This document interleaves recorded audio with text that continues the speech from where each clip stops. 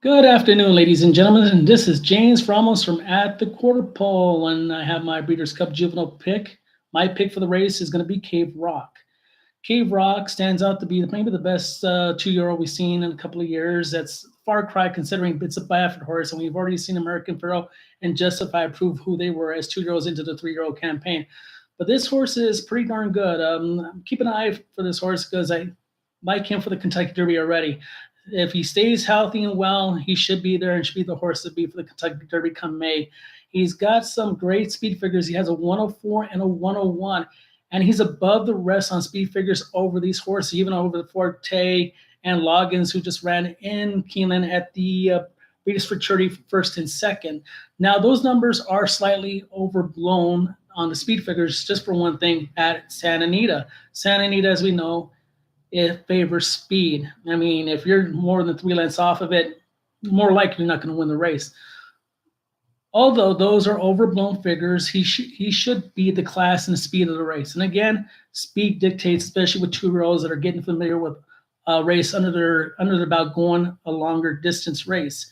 That is my pick. Loggins and Forte are good horses. Nothing against them, but that race in Keenan, the Breeders' Futurity, I would say took a little bit out of him.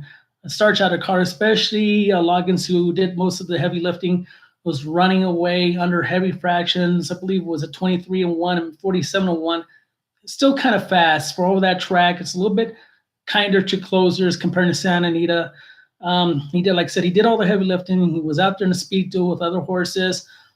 And Forte had the better of it. He was coming out about 5 lengths off the outside, came strong, rallying from the outside strongly, making a move, and barely beat Loggins by about half a head. That race is taking the starch out of Connor, comparing to Cave Rock, who won the American Pharoah. That was a much easier race for Cave Rock. I normally go for horses that come from a little bit easier race, especially when they're stepping into a G1 and Breeders' Cup Day.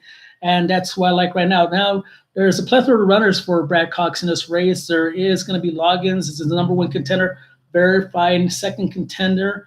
And there's one more. I just got to look for an Instant Coffee. Now, the exact I like would be the box with Cave Rock to Instant Coffee and Verifying. Verifying came in second in the Champagne under a sloppy track. I always like horses coming off the pace in a sloppy track because they get that kickback in the mud. And a lot of, especially baby horses, do not like that kickback. Even older horses do not like kickback in the mud. But he showed gameness coming in second in the race. And Instant Coffee coming in fourth in the Breeders' Futurity. Now, there's always the old wise saying, well, this common race between Forte, Loggins, and Instant Coffee. And Instant Coffee was behind both Loggins and Forte, but he was closing. It's going to be a longer distance, just by 16th of a mile more.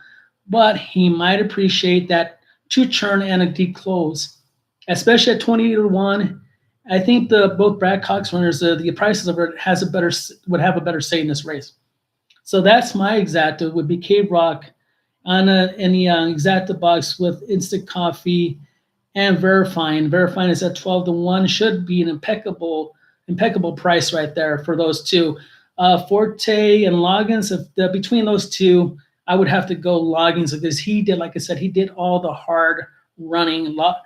Forte came off the pace, 5 lengths off, made a good move. Well, in that retrospect, then maybe Forte will like longer distance. But I'm not going to go behind what I said. I like Cave Rock. I like the two other Cox runners in Exacta, getting better value, and especially with the races behind Verifying and Instant Coffee.